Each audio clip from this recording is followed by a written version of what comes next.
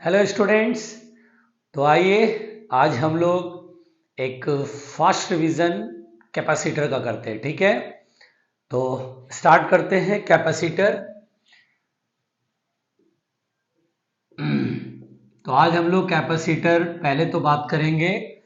तो देखिए, बेसिकली जो कैपेसिटर होता है वो इलेक्ट्रिकल एनर्जी स्टोर करता है, ये बात हम लोग जानते हैं। तो it stores the electrical energy. ठीक है, अब यहाँ पे इसमें क्या होता है, जनरली दो कंडक्टर होते हैं। दो कंडक्टर होते हैं क्योंकि अगर एक कंडक्टर लेते हैं और अगर उसमें कहीं भी शार्प कॉर्नर होता है, आप उसे चार्ज देते हैं। जैसे कोई कंडक्टर ले लिया आपने, उसमें कहीं भी शार्प एज या शार्प कॉर्नर होता है, आप उसे चार्ज देते हैं तो चार्ज जो है वो लॉन्ग टाइम तक स्टोर नहीं कर पाता है, बिकॉज उस कॉर्नर के थ्रू चार्ज एटमॉस्फेयर में लीक कर जाता है, जिसे हम लोग बोलते हैं कोरोना डिस्चार्ज। ठीक है, इसलिए हम लोग, अगर ऐसा कोई कंडक्टर है तो अगर मुझे उस पर चार्ज अगर रोकना है, रखना है, जिससे कि इलेक्ट्रिकल एनर्जी बनी रहे, तो उसके लिए हमें दूसरे कंडक्टर की जरूरत होती है। नॉर्मली अगर मैं एक स्फेयर ले लूं तो स्फेयर में ये होता है कि कहीं भी शार्प एज या शार्प कॉर्नर नहीं होता है, इसलिए वो चार्ज को लॉन्ग टाइम तक स्टोर कर पाता है, वो चार्ज लीक नहीं कर पाता है, जिस वजह से हम उसे, एक स्फेयर को, कंडक्टिंग स्फेयर को हम लोग कैपेसिटर ले लेंगे। लेकिन अनदर किसी भी तरह की कंडक्टर अगर होगा तो उसमें चार्ज लीक कर जाता है, दैट्स वाई हमें दो कंडक्टर की जरूरत होती है। तो जैसे नॉर्मली मान लीजिए कि यहाँ पर दो पैरेलल प्लेट्स हैं, तो यहाँ पे दो पैरेलल प्लेट्स में, जैसे प्लेट अगर आप इसको चार्ज देते हैं तो चार्ज यहाँ पर है, तो बेसिकली क्या होता है, चार्ज जो है वो शार्प कॉर्नर के थ्रू लीक कर जाता है। तो हम लोग यहाँ दूसरा कंडक्टर लेते हैं, है ना, और जैसे ही हम इसको सेल से कनेक्ट करते हैं, तो सेल से कनेक्ट करने पर चार्ज जो सेल भेजता है, तो यहाँ पॉजिटिव, यहाँ नेगेटिव, और यहाँ पे जितना सेल ने चार्ज भेजा उतना ही सेल को वापस चार्ज मिल जाता है। और हम देखते हैं कि ये जो दोनों प्लेट है, एक प्लेट पे पॉजिटिव चार्ज मिलता है, एक प्लेट पे नेगेटिव चार्ज मिलता है। ठीक है, तो नॉर्मली कैपेसिटर में दो कंडक्टर होते हैं, एक कंडक्टर पॉजिटिवली चार्ज, एक कंडक्टर नेगेटिवली चार्ज। अब यहाँ पे चार्ज जो है तब तक फ्लो होता है जब तक कि दोनों प्लेट के बीच का पोटेंशियल डिफरेंस, है ना, जैसे अगर ये पोटेंशियल डिफरेंस V है तो चार्ज तब तक फ्लो होता रहेगा जब तक कि दोनों कंडक्टर या दोनों प्लेट के बीच का पोटेंशियल डिफरेंस फाइनली V ना हो जाए। ठीक है, तो बेसिकली जो चार्ज होता है इस पे, जितना पॉजिटिव चार्ज होता है उतना ही नेगेटिव चार्ज होता है इस पे। तो यहाँ पे हम लोग जानते हैं Q इक्वल टू क्या होता है, CV।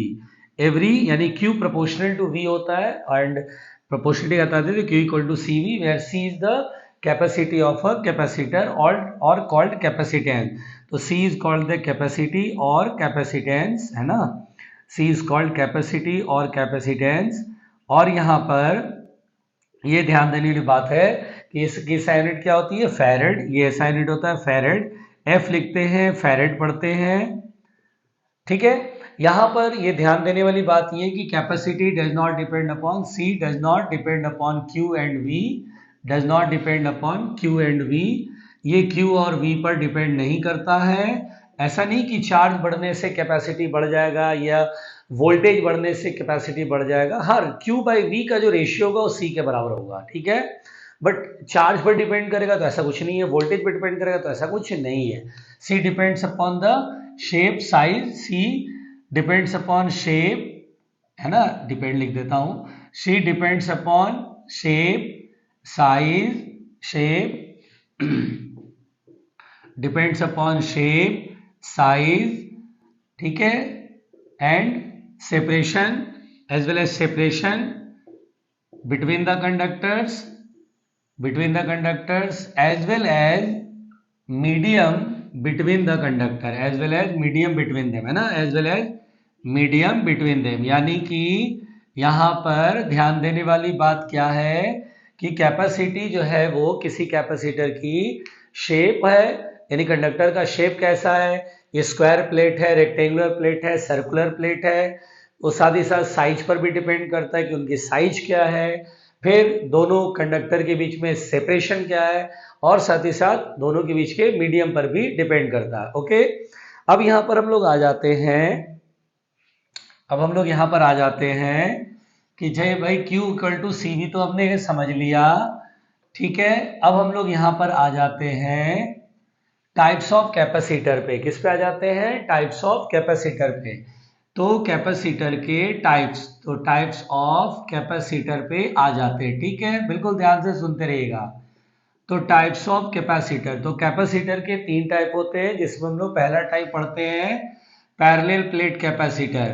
तो पैरेलल प्लेट कैपेसिटर जो है, पैरेलल प्लेट कैपेसिटर, ठीक है, तो आप इसमें पैरेलल प्लेट कैपेसिटर में देखते हैं, ऑब्वियस सी बात है, नाम से क्लियर है, दो प्लेट एक दूसरे के पैरेलल होंगे। ये दो पैरेलल प्लेट होंगे, large parallel plates placed at very small separation. और जब आप इसे यहाँ पर सेल से कनेक्ट करते हैं, V वोल्ट का ये सेल है, यहाँ पे पॉजिटिव चार्ज, यहाँ पे नेगेटिव चार्ज, क्योंकि जो भी चार्ज सप्लाई होगा वो इनमें स्टोर होगा, फिर उतना ही चार्ज सेल के नेगेटिव टर्मिनल को चला जाएगा। ठीक है, तो यहाँ पे सबसे पहली बात तो प्लेट्स के बीच में इलेक्ट्रिक फील्ड होता है प्लस से माइनस की तरफ। तो यहाँ पे अगर मुझसे कहता है कि पैरेलल प्लेट कैपेसिटर में प्लेट्स के बीच में इलेक्ट्रिक फील्ड, तो ये इलेक्ट्रिक फील्ड का फॉर्मूला होता है सिग्मा बाई एप्सिलॉन नॉट, क्योंकि एक शीट की वजह से सिग्मा बाई 2 एप्सिलॉन नॉट, इस शीट की वजह से भी sigma by 2 epsilon not, same direction में तो ऐड होकर के ये आ जाता है। और सिग्मा को आप अपना charge upon plate area epsilon not लिखते हैं। दूसरी बात, पैरेलल प्लेट कैपेसिटर की कैपेसिटी पूछा जाता है, तो कैपेसिटी का फॉर्मूला क्या होता है? Epsilon naught A upon D. ये पैरेलल प्लेट कैपेसिटर की कैपेसिटी होता है। इतना इंफॉर्मेशन आपको जानकारी रखना भैया बहुत ज़रूरी है ये। ठीक है, तो ये इंफॉर्मेशन पैरेलल प्लेट कैपेसिटर के लिए है। ओके, मैं मिटा रहा हूं। अब हम लोग बात करते हैं बहुत ध्यान से, अब हम लोग ध्यान से बात करते हैं स्फेरिकल कैपेसिटर की। किसकी बात करते हैं? स्फेरिकल कैपेसिटर की। तो सेकेंड टाइप हमारा है स्फेरिकल कैपेसिटर। तो स्फेरिकल कैपेसिटर में यहाँ पर क्या होता है, ध्यान से समझना कि दो कॉन्सेंट्रिक स्फेयर है, ये स्फेयर और ये स्फेयर, ये दोनों कॉन्सेंट्रिक स्फेयर हैं, है ना। ये सर्कल बनाया, बट आपको क्या समझना है? स्फेयर, और सब कंडक्टिंग स्फेयर्स होंगे। ठीक है, तो इसका रेडियस है R1, इसका रेडियस है R2। अब यहाँ पे क्या हुआ कि सपोज दैट इनर स्फेयर को हमने पॉजिटिव चार्ज दिया, इनर स्फेयर को हमने पॉजिटिव चार्ज दिया और आउटर स्फेयर को अर्थिंग कर दिया। ठीक है, आउटर स्फेयर को अर्थिंग कर दिया, तो क्या होता है जब यहाँ पॉजिटिव चार्ज देते हैं तो इस स्फेयर में क्या होता है? इंडक्शन होता है। पॉजिटिव की वजह से यहाँ पे नेगेटिव चार्ज आता है ना, नेगेटिव चार्ज आता है यहाँ पे, और उतना ही बाहर की तरफ पॉजिटिव आएगा, बट अर्थिंग होने की वजह से सारा पॉजिटिव चार्ज जो आउटर सरफेस पे आएगा वो सब अर्थ को चला जाता है। ठीक है, अर्थिंग का होता है 0 वोल्ट। तो क्या होता है बाहर पे, देखिए इस कंडक्टर पे प्लस के से माइनस इधर आएगा, उतना ही प्लस इधर आएगा, बट ये प्लस रुक नहीं पाएगा और सारा अर्थ को चला जाएगा। ठीक है, यहाँ पे अगर मैंने इस पे क्यू चार्ज दिया तो इस पे माइनस क्यू चार्ज होगा। ठीक है ना, तो यहाँ पर हम देख पा रहे हैं दोनों स्फेयर के बीच वाले रीजन में इलेक्ट्रिक फील्ड जो है वो ऐसे होता है, प्लस से माइनस की तरफ। ठीक है, अगर मेरे से क्वेश्चन पूछता है कि स्फेयर्स के बीच में इलेक्ट्रिक फील्ड लिखो, तो इलेक्ट्रिक फील्ड जो होगा बीच में कहीं पर होगा, तो ये इलेक्ट्रिक फील्ड पहले तो यूनिफॉर्म नहीं होगा। ये इलेक्ट्रिक फील्ड क्या होगा, तो सेंटर से इनसाइड पॉइंट की डिस्टेंस अगर स्मॉल आ रहे हैं तो इस चार्ज की वजह से यहाँ पर फील्ड नहीं होगा, इस चार्ज की वजह से होगा। ठीक है, इनर स्फेयर पे जो चार्ज है वही यहाँ पर फील्ड क्रिएट करेगा, इसकी वजह से फील्ड यहाँ नहीं होगा। तो ये लिखेंगे के Q by small R square, जहाँ आर का मतलब क्या है? R2 से कम और R1 से बड़ा है, मतलब हम दोनों स्फेयर के बीच वाले रीजन में फील्ड लिख रहे हैं। तो ये इलेक्ट्रिक फील्ड ये होता है के क्यू बाई आर स्क्वायर। और यहाँ पे कैपेसिटी अगर कहता है तो कैपेसिटी यहाँ पर होता है 4 pi epsilon not R1 R2 upon R2 minus R1। ये तो कैपेसिटी होता है स्फेरिकल कैपेसिटर की। यहाँ पर एक केस बनता है कि लेटर सपोज, यहाँ पर एक केस और बनता है कि दो स्फेयर है कॉन्सेंट्रिक, और अगर कहीं क्वेश्चन आएगा तो ये स्पेशली आएगा, है ना। इसमें क्या होता है, दो कॉन्सेंट्रिक स्फेयर है, फिर से वही R1 और R2 रेडियस है, लेकिन क्या होगा जो हम पॉजिटिव चार्ज देते हैं अपने साइड से वो आउटर स्फेयर पे देते हैं। यहाँ पर इनर स्फेयर पे दिया था पॉजिटिव चार्ज, यहाँ पर हम लोग कहाँ देते हैं? आउटर स्फीयर पे दे देते हैं पॉजिटिव चार्ज और इनर स्फीयर को अर्थिंग कर देते हैं। ठीक है, तो ऐसे केस में कैपेसिटी का फॉर्मूला लिखना है 4 pi epsilon not R1 R2 upon R2 minus R1 plus 4 pi epsilon not R2। ध्यान दीजिए, ये कैपेसिटी का फॉर्मूला तब लगाना है जब इनर स्फीयर को अर्थिंग, ये स्पेशली दिया रहेगा, क्वेश्चन के वर्डिंग को ध्यान से पढ़ेंगे तो ये मिल जाएगा कि inner sphere is earth and outer sphere को चार्ज दिया, कैपेसिटी कितना होगा। ठीक है, उसके बाद इसी में एक और है आइसोलेटेड स्फेरिकल कैपेसिटर। तो आइसोलेटेड स्फेरिकल कैपेसिटर के अंदर ध्यान से देखिए, आइसोलेटेड स्फेरिकल कैपेसिटर, ठीक है, आइसोलेटेड स्फेरिकल कैपेसिटर में क्या होता है कि सिंपली एक स्फीयर होगा और जैसा कि मैंने स्टार्टिंग में ही बोला कि यहां पर ये जो स्फीयर होगा आर रेडियस का, ये भी एक कैपेसिटर की तरह काम करेगा और इसकी कैपेसिटी होगी 4 पाई एप्सिलॉन नॉट आर। ठीक है, ये स्फेरिकल कैपेसिटर है। ठीक, ये हमारा स्फेरिकल कैपेसिटर है। तो अब मैं इसे मिटा रहा हूं। ठीक है, तो ये हमारा स्फेरिकल कैपेसिटर कंप्लीट हुआ। ओके, चलिए अब ध्यान देखते हैं, आगे नेक्स्ट पढ़ते हैं। ध्यान से देखिए देखिए, अब हम लोग यहाँ पे बहुत सिंपल सी बात पढ़ने जा रहे हैं। थर्ड नंबर, सिलिंड्रिकल कैपेसिटर, हालांकि इसके क्वेश्चंस नहीं मिलते हैं बट फिर भी सुन लीजिए। सिलिंड्रिकल कैपेसिटर, यहाँ पे ये कहानी है, ध्यान से सुनिएगा। सिलिंड्रिकल कैपेसिटर में दो सिलेंडर होंगे, एक सिलेंडर ये, दूसरा सिलेंडर ये, है ना, इनर सिलेंडर होगा ऐसे, ये इनर सिलेंडर होगा। इनर रेडियस मान लीजिए R1, आउटर रेडियस मान लीजिए R2। अब यहाँ पे इनर सिलेंडर को मैंने दिया पॉजिटिव चार्ज, है ना, इनर सिलेंडर पे मैंने दिया पॉजिटिव चार्ज, ये लेंथ का सिलेंडर है, और आउटर स्फीयर को अर्थिंग कर दिया। तो इनर पे पॉजिटिव चार्ज है तो इस पे इंडक्शन के कारण नेगेटिव चार्ज आता है और बाहर जो भी पॉजिटिव आता है वो अर्थ को चला जाता है। इसकी कैपेसिटी का फॉर्मूला होता है 2 पाई एप्सिलॉन नॉट L और natural log R2 over R1। ये कैपेसिटी का फॉर्मूला होता है फॉर सिलिंड्रिकल कैपेसिटर। ठीक है, बट ये बहुत रेयरली पूछता है। तो हम लोगों ने टाइप्स ऑफ कैपेसिटर देख लिया। ठीक, अब आते हैं हम लोग नेक्स्ट पॉइंट की तरफ बढ़ते हैं। अब हम लोग यहाँ पर ग्रुपिंग ऑफ कैपेसिटर्स पे बात करेंगे। ग्रुपिंग ऑफ कैपेसिटर्स, है ना, ग्रुपिंग ऑफ कैपेसिटर्स, तो ग्रुपिंग ऑफ कैपेसिटर्स पे बात करेंगे। देखिएगा ध्यान से, ग्रुपिंग ऑफ कैपेसिटर्स। तो ग्रुपिंग ऑफ कैपेसिटर्स में हम लोग सबसे पहले देखेंगे सीरीज ग्रुपिंग। ठीक है, सीरीज ग्रुपिंग, ध्यान से देखिएगा, सीरीज ग्रुपिंग। ठीक है, सीरीज ग्रुपिंग। तो सीरीज ग्रुपिंग में देखिए, एक कैपेसिटर है, capacitor is represented by this. ठीक है, इस कैपेसिटर की कैपेसिटी C1 है, ये दूसरा कैपेसिटर C2 है। एक के बाद एक ऐसे वायर, एक वायर यूज करना है, ये दोनों प्लेट को कनेक्ट करने में एक ही वायर होगा। अगर कोई दूसरा वायर इधर से कनेक्शन, दूसरा वायर अगर स्टार्ट करेगा तो सीरीज में नहीं होगा। जैसे कभी मान लीजिए ऐसे हो गया, ये ऐसे, और फिर ये अलग कनेक्शन शुरू हो गया। अब यहाँ से जो चार्ज आ रहा है वो यहाँ पर डिवाइड हो जाएगा, थोड़ा इधर भी जाएगा थोड़ा इधर भी। तो ये दोनों 1 और 2 सीरीज में नहीं है। सीरीज में क्या होता है, ये आप ध्यान से देख लो, दोनों प्लेट के बीच में सिंगल वायर होगा, सिंगल वायर। तो ये हमारा सीरीज ग्रुपिंग है। सीरीज ग्रुपिंग में कहानी ये होता है कि ये जो है, अगर मैं इसको V वोल्ट के सेल से कनेक्ट कर दूं, V वोल्ट के सेल से कनेक्ट कर दूं, तो ये सेल यहाँ से चार्ज सप्लाई देगा, तो तीनों कैपेसिटर पे चार्ज सेम स्टोर होगा। मतलब सीरीज ग्रुपिंग में जितने भी कैपेसिटर होंगे सब पे चार्ज क्या होगा, सेम होगा। तो पहले लाइन अगर मैं लिखूं तो Q विल बी सेम। ठीक है, Q will be same on each capacitor, सभी कैपेसिटर पे चार्ज सेम होगा। उसके बाद ध्यान देने वाली बात यह है कि देखो, अगर यहाँ V है तो इसका मतलब यहां से ये पॉइंट भी पोटेंशियल डिफरेंस होगा V।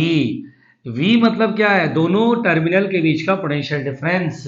तो M और N ये है, तो यहां से यहां तक भी पोटेंशियल डिफरेंस कितना होगा V। जैसे अगर मैंने बोला ये 0 और ये V, तो 0 0 0 0 0, ये पोटेंशियल 0 पे, V V V V, difference V minus 0 V आएगा, है ना। तो यहाँ पे पोटेंशियल डिफरेंस होगा V, तो यहाँ से यहाँ तक भी पोटेंशियल डिफरेंस V, यानी यहाँ से यहाँ तक इस सर्किट का, इस ग्रुपिंग का एक टर्मिनल ये, एक टर्मिनल ये, इनके बीच में पोटेंशियल डिफरेंस कितना होगा V।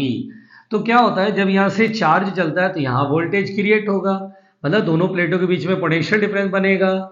यहाँ भी चार्ज, वही चार्ज यहाँ पर आएगा तो पोटेंशियल डिफरेंस यहाँ भी बनेगा और पोटेंशियल डिफरेंस यहाँ भी बनेगा। तो यहाँ पे दरअसल क्या होता है, जितना भी वोल्टेज आप अप्लाई करते हो वो डिस्ट्रीब्यूट हो जाता है, जितने भी कैपेसिटर सीरीज में लगे हैं उतने वोल्टेज में डिस्ट्रीब्यूट हो जाएगा। मीन्स यहाँ से यहाँ तक का V जो होगा वो summation sum of V1 plus V2 plus V3 होगा, नहीं V जो है वो डिस्ट्रीब्यूट हो जाएगा V1 plus V2 plus V3, जितने भी रहेंगे कैपेसिटर सीरीज में उसमें, ठीक है। अगर 10 वोल्ट है तो यहाँ 2 वोल्ट, 4 वोल्ट, तो यहाँ पर बाकी का 4 वोल्ट आ जाएगा, जिससे कि पोटेंशियल में 10 वोल्ट आ जाए, ठीक। फिर आते हैं इक्विवेलेंट कैपेसिटी। तो इक्विवेलेंट कैपेसिटी क्या होता है कि इन पूरे ग्रुपिंग को हटा करके इक्विवेलेंट कैपेसिटी हम लोग बेसिकली क्यों पढ़ते हैं, तो इक्विवेलेंट कैपेसिटी क्या होता है, पूरा यहाँ से यहाँ तक एक सिंगल कैपेसिटर लगाते हैं, सिंगल कैपेसिटर, सेल वही लगाते हैं, वही सेल लगा देते हैं हम लोग। तो ये क्या होता है कि जितना चार्ज इस ग्रुपिंग को सेल ने भेजा था उतना ही चार्ज यहाँ पर ये इस कैपेसिटर को भेजता है, और जैसे ही चार्ज भेजता है तो capacitor become fully charge. Fully charge मतलब प्लेट्स के बीच का पोटेंशियल डिफरेंस V के बराबर हो जाएगा। जैसे ही प्लेट्स के बीच का पोटेंशियल V के बराबर होगा, चार्ज का सप्लाई बंद हो जाएगा, तो हम बोलते हैं कैपेसिटर फुल्ली चार्ज। तो इक्विवेलेंट का इंपॉर्टेंस ये है कि सेल जो है कितना चार्ज भेज रहा है वो पता चल जाता है ना। कभी बोलेगा charge supplied by the cell, तो इतने का इक्विवेलेंट मतलब एक सिंगल कैपेसिटर ले लो, उसके बाद Q वही चार्ज यहाँ आएगा, और जितना सेल का वोल्टेज उतना ही वोल्टेज यहाँ। तो आप इस फॉर्मूले से Q बराबर C इक्विवेलेंट इंटू V, है ना, इस पे चार्ज आया Q, कैपेसिटी है C और वोल्टेज है V, ये जो V होगा सेल के बराबर होगा, है ना। तो यहाँ पर क्या होता है, चार्ज सप्लाइड, तो Q का मतलब क्या होता है, charge supplied by the cell, charge supplied by the cell, ठीक है, सप्लाइड बाय द सेल। और यहाँ पे V जो होता है वो potential difference of the cell, cell का टर्मिनल वोल्टेज भी कहते हैं। तो इससे हमें पता चल जाता है कि चार्ज कितना सप्लाई होगा। खैर, तो यहाँ पर C इक्विवेलेंट सॉल्व करने में कितना आता है, तो यह आता है सीरीज में जब भी रहेगा इक्विवेलेंट कैपेसिटी पूछेगा तो 1/C equivalent equal to 1/C1 plus 1/C2 plus dot dot dot, ये इक्विवेलेंट कैपेसिटी का फॉर्मूला होता है। यहां पर ध्यान दीजिएगा, कभी भी दो कैपेसिटर अगर सीरीज में लगा हो C1 और C2, तो इक्विवेलेंट कैपेसिटी हमें प्रोडक्ट अपॉन एडिशन से निकाल लेना है। ये वैलिड होगा सिर्फ दो कैपेसिटर के लिए, जैसे C1 और C2 सीरीज में लगा है तो equivalent capacity C1 into C2 upon C1 plus C2। उसके बाद अगर कभी भी दो कैपेसिटर आइडेंटिकल हो और सीरीज में लगा हो तो इक्विवेलेंट कैपेसिटी आपको लिखना है C/2। जैसे तीन कैपेसिटर सीरीज में हो, ठीक है, तीन कैपेसिटर सीरीज में हो तो इक्विवेलेंट कैपेसिटी C/3 लिख के काम चलाना है, ठीक है, जल्दी से हो जाएगा। आप इतना नहीं करेंगे, डायरेक्ट आइडेंटिकल रहेगा तो कैपेसिटी और अपॉन नंबर ऑफ कैपेसिटर से डिवाइड कर देना, इससे आपका इक्विवेलेंट कैपेसिटी सॉल्व हो जाएगा, ठीक है। चलो आगे बढ़ते हैं, आते हैं पैरेलल ग्रुपिंग पे। तो देखिए बेटा, पैरेलल ग्रुपिंग अब हम लोग पढ़ने जा रहे हैं। पैरेलल ग्रुपिंग देखिए, तो बेसिकली अब हम लोग पैरेलल ग्रुपिंग पे आ गए।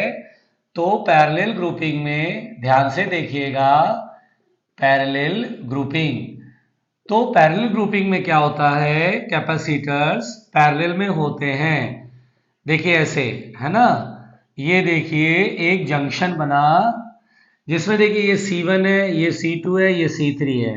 मजे की बात है, अगर आप ऐसे सेल कनेक्ट करते हैं V वोल्ट का, नेगेटिव टर्मिनल पॉजिटिव टर्मिनल, तो इसके पॉजिटिव टर्मिनल से ये प्लेट भी कनेक्ट है, इस कैपेसिटर का ये प्लेट भी कनेक्ट है, इस कैपेसिटर का ये प्लेट कनेक्ट है। यहाँ से चार्ज चलता है, यहाँ पर आके डिवाइड हो जाएगा Q1 Q2, ब्रांचेज जितने रहेंगे उतने ब्रांच में उतने में डिवाइड हो जाता है, ठीक है। तो यहाँ पे ये पॉजिटिव हो जाएगा, ये नेगेटिव हो जाएगा, ये पॉजिटिव हो जाएगा, नेगेटिव, ये पॉजिटिव प्लेट, ये negative plate. Q1 charge store होके आगे चलेगा, ये Q2 चार्ज इसमें स्टोर होगा, फिर Q2 आगे चलेगा, यहाँ से Q3, और तीनों चार्ज मिलकर के वापस से Q हो जाएगा, और फिर सेल के नेगेटिव टर्मिनल को उतना ही चार्ज मिल जाएगा, ठीक।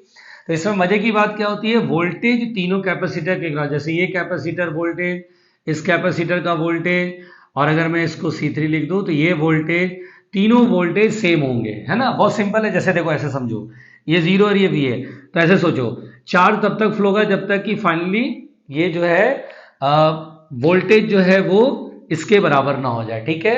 अब देखना वोल्टेज बराबर हो गया तो अब चार्ज का फ्लो बंद हो जाएगा। अब यहाँ 0 है, ये फ्लो बंद हो गया, ठीक है ना।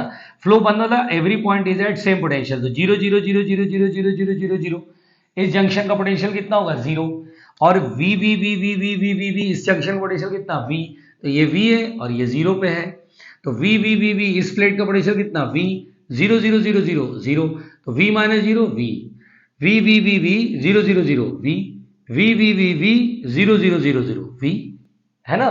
तो सभी कैपेसिटर का वोल्टेज क्या होता है, सेम होता है, तो potential difference will be same, ठीक है। Potential difference will be same, यानी जितने भी कैपेसिटर सीरीज में लगे रहेंगे उनका पोटेंशियल डिफरेंस मतलब प्लेट्स के बीच का पोटेंशियल डिफरेंस वो सेम बना रहेगा, यहाँ भी V, यहाँ भी V, यहाँ भी V, ठीक है।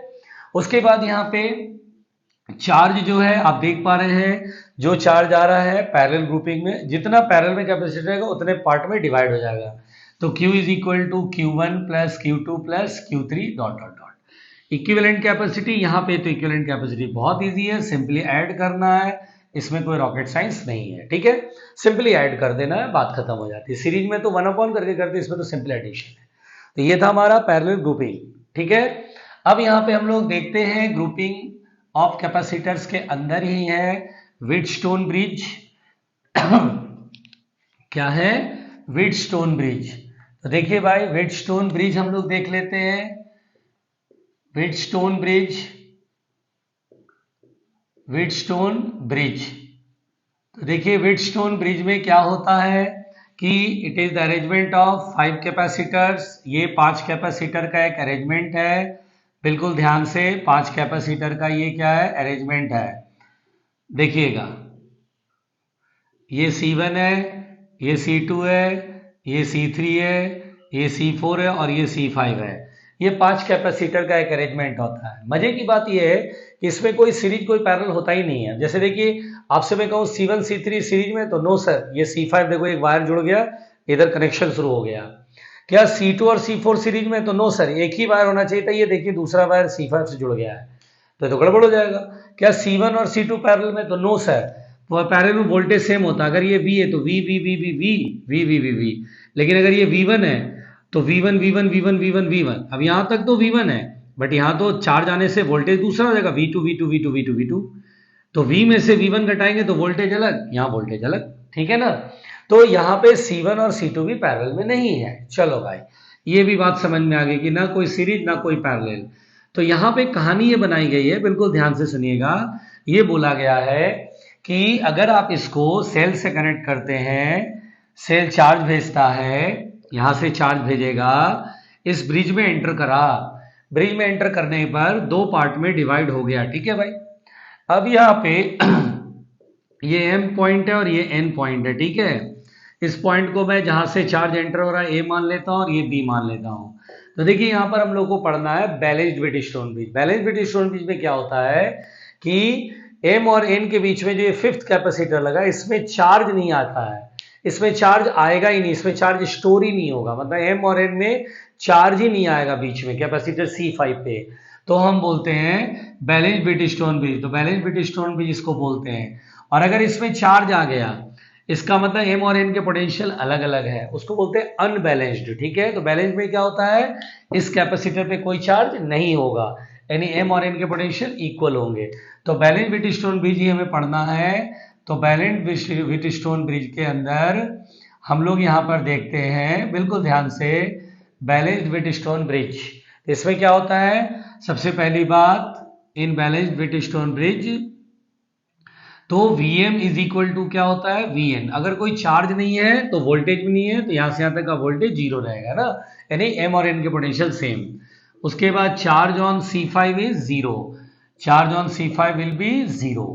और इसमें बैलेंस व्हीटस्टोन ब्रिज में जैसे इस पे चार्ज जीरो होता है, इनमें चार्ज रहेगा, C1 पे चार्ज होगा, जो चार्ज आएगा C1, इसमें चार्ज नहीं जाएगा तो सीधा C3 में जाएगा, इधर जो चार्ज होगा सीधा इधर जाएगा, इसमें नहीं जाना है, ठीक है ना। तो यहाँ पे क्या होता है, C1 upon C2 is equal to C3 upon C4। ये फिफ्थ कैपेसिटर की, इधर में कैपेसिटर की रेशियो, अगर C1 ऊपर है C2 नीचे तो C3 ऊपर C4 नीचे, ये रेशियो जैसे ही आपको इक्वल मिल जाते, इसका मतलब बैलेंस्ड व्हीटस्टोन ब्रिज बोलना, ये कंडीशन होता है। ये क्या होता है, कंडीशन, ये condition for balance Wheatstone bridge. कभी भी बोला जाए इस तरह का डायग्राम मिले बैलेंस मतलब व्हीटस्टोन ब्रिज का, आप पता कर सकते हैं रेशियो अगर इक्वल आ गया दोनों तरफ का, रेशियो में ये ऊपर लिया तो ये नीचे, ये ऊपर तो ये नीचे, है ना। ऐसा नहीं उल्टा पुल्टा कर देना, ऊपर अपॉन ये C1 अपॉन C2 है तो C3 अपॉन C4, अगर इक्वल आ गया तभी आप बोलना है ब्रिज बैलेंस्ड होगा। अगर ब्रिज बैलेंस होता तो फायदा क्या होगा, ब्रिज बैलेंस होने से फायदा ये होता है कि फिफ्थ कैपेसिटर जो सर्किट में लगा है वो किसी काम का नहीं है, तो आप उसे खोल के हटा देते हैं। तो मतलब अगर मेरे को इक्विवेलेंट कभी सॉल्व करने को कहता है तो हम नया डायग्राम ऐसे सोचेंगे या बना लेंगे, जिसमें हम क्या करेंगे कि फिफ्थ कैपेसिटर बनाएंगे ही नहीं, हटा देंगे।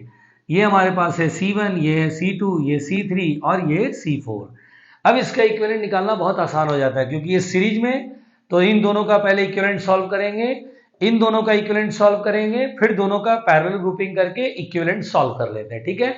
तो इस तरह से बैलेंस व्हीटस्टोन ब्रिज को ट्रीट करते हैं, ठीक है ना। इसी में हम लोग जरा ध्यान दे देते हैं, इसी में हम लोग जरा ध्यान देते हैं। देखिए यहां पर थोड़े सिमेट्रिसिटी की कहानी बनती है। जैसे मान लीजिए कभी क्वेश्चन ऐसे आया कि ये कैपेसिटर है, ये देखिए ऐसे, ये C है, ये C है, ये C है, अब यहाँ पे ये कैपेसिटर है, ये कैपेसिटर है, ठीक है ना, बीच में ये लगा हुआ है, ठीक है, ये C है, ये C है, ये C है, ये C और ये C। अगर बोलेगा A और B के बीच में इक्विवेलेंट कैपेसिटी बताइए, तो आप इसको एक नाम दे सकते हैं, एक्सटेंडेड व्हीटस्टोन ब्रिज भी बोल सकते हैं कि सर ये 5 कैपेसिटर तक तो अरेंजमेंट व्हीटस्टोन का था, एक और आपका लग गया, तो आप इसको बोलते हैं एक्सटेंडेड व्हीटस्टोन ब्रिज। तो ऐसे केस में क्या करना है, बीच वाले कैपेसिटर उड़ा दीजिए, है ना। इसके लिए आप बोल सकते हैं सिमेट्रिसिटी है इसलिए उड़ा दिया, है ना। तो बीच वाले कैपेसिटर उड़ा देना है और फिर सवाल को सॉल्व कर लेना है। ये बीच वाले कैपेसिटर उड़ाने के बाद डायग्राम आपको ये नजर आएगा, और ये वाला जैसी नजर आता है तो हम इसको आराम से सॉल्व कर लेते हैं, है ना। ये सीरीज में है तो तीनों का C/3 हो जाएगा, और ये C/3 इक्विवेलेंट कितना आएगा यहाँ पे 2C/3, है ना। तो यहाँ पे 2C/3 हो गया भाई, क्यों, क्योंकि C/3 है, C/3 फिर पैरेलल ग्रुपिंग भी तो है। और अगर कहीं पर ऐसा मिल जाए, बिल्कुल ध्यान से देखना, या आप इसको एक्सटेंडेड व्हीटस्टोन ब्रिज भी बोल सकते हैं ना, एक्सटेंडेड व्हीटस्टोन ब्रिज। अब जैसे मान लीजिए ऐसा मिल गया, लेट अस सपोज ये ऐसे मिल गया इस तरह से, ठीक है, ये ऐसे मिल गया। अब मेरे से कहेगा इक्विवेलेंट कैपेसिटी बताइए, ठीक है। एक्सटेंडेड व्हीटस्टोन ब्रिज बोलने में कंफर्टेबल होता है कि व्हीटस्टोन ब्रिज में फिफ्थ कैपेसिटर हटाते हैं, तो ये एक्सटेंडेड व्हीटस्टोन ब्रिज अगर आप सोच के चलेंगे तो आपको लगेगा अरे यार ये व्हीटस्टोन ब्रिज जैसा लगता है, ये पांचवा कैपेसिटर, यहाँ का पांचवा कैपेसिटर, तो ये वाला दोनों आप हटा करके क्वेश्चन को सॉल्व कर लेंगे, है ना। तो यहाँ पे आ जाएगा, देखिए ये हट गया, ये भी हट गया, तो 2 कैपेसिटर ऊपर सीरीज में, यहाँ भी सीरीज में और यहाँ भी सीरीज में, इस तरह का डायग्राम आपका बन गया। और इसका इक्विवेलेंट निकालना बहुत आसान है, C और C कितना होगा, C/2, C/2, C/2, ऐड करेंगे तो 3C/2, यहाँ इक्विवेलेंट आ जाएगा 3C/2। तो इस तरह से, जैसे इस तरह का डायग्राम अगर आपको मिलता है, मैंने आपको बताया सारे कैपेसिटर सेम रखेंगे तभी होगा, सारे कैपेसिटर सेम होंगे तभी होगा। हाँ, बीच वाला कैपेसिटर 2C कर लो, जैसे ये कैपेसिटर मान लो 2C लिख दिया, ये भी 2C लिख दिया, डजेंट मैटर, फिर भी बीच वाला हटा देना, मतलब ये वाले कैपेसिटर सेम होने चाहिए, ताकि एक मन में सोचो कि रेशियो 1 तो रेशियो इधर भी 1 आ जाए, ठीक है, ऐसा हमें सोचना है, ठीक, चलो भाई आगे बढ़ते हैं। तो ये ब्रिटिशटोन ब्रिज वाली कहानी समझ में आई। अब देखो भाई, ध्यान से सुनना। यहाँ पे हम लोग को अगर कैपेसिटर का एक सर्किट दे देगा और हम लोग को कुछ भी सवाल पूछता है तो इसमें किरचॉफ का जो लॉ है वो बहुत इंपॉर्टेंट है। किरचॉफ्स लॉ हम लोग को समझना चाहिए। किरचॉफ्स रूल जो है वो दो रूल है, किरचॉफ्स रूल। ठीक है, किरचॉफ्स लॉ, दो लॉ है यहाँ पर। पहला है केसीएल और दूसरा है केवीएल। देखिए, केवीएल और केसीएल आपको ये याद रखना चाहिए, केवीएल और केसीएल। केसीएल का फुल फॉर्म है किरचॉफ्स करंट लॉ या किरचॉफ्स चार्ज लॉ। यहाँ पे चार्ज बोलेंगे किरचॉफ्स चार्ज लॉ, और इसको बोलेंगे किरचॉफ्स वोल्टेज लॉ। तो इसमें क्या होता है, जैसे ये कैपेसिटर है, यहाँ कैपेसिटर है, ये कैपेसिटर है, ये कैपेसिटर है, ये देखिए जंक्शन है। अब इधर से चार्ज आ रहा है Q1, ये Q2 यहाँ पे, या ये Q2 है, इधर Q3 है, इधर Q4 है। तो KCL कहता है किसी जंक्शन पर total incoming charge is equal to total outgoing charge, यानी total incoming charge equal to total outgoing charge. ठीक है, आउटगोइंग चार्ज इसके बराबर होता है। तो देखिए इनकमिंग चार्ज कौन कौन है, जंक्शन की तरफ कौन कौन आ रहा है, Q1 Q2 Q4। तो Q1 plus Q2 plus Q4 is equal to, और एक ही चार्ज आउटगोइंग है तो Q3 लिख देंगे। इसे हम बोलते हैं कि ये KCL है। It is based on conservation of charge. ये किस पर बेस्ड है, कंजर्वेशन ऑफ चार्ज पर बेस्ड है। यानी अगर आपसे कहीं सवाल आ जाए KCL किस पर बेस्ड है तो आपको बोलना है कंजर्वेशन ऑफ चार्ज पे। KVL जो है ये हम बोलते हैं कंजर्वेशन ऑफ एनर्जी पर बेस्ड है। क्या बोलना है KVL के लिए, कंजर्वेशन ऑफ एनर्जी पर बेस्ड है। इसमें बोलता है कि अगर मान लीजिए कोई सर्किट है, लेट अस सपोज ये सेल है, ये कैपेसिटर है, ये सेल है, ये कैपेसिटर है। जैसे मान लीजिए C1 है, C2 है, C3 है। सेल का जो EMF होता है उसे E1 से दिखाते हैं, EMF E2 है। जैसे आप टर्मिनल वोल्टेज भी बोलते हैं, या EMF आगे हम लोग करंट में पढ़ते हैं कि EMF और टर्मिनल वोल्टेज में डिफरेंस होता है, आप लोग जानते भी होंगे, बट कोई नहीं, हम लोग आगे देखेंगे करंट में।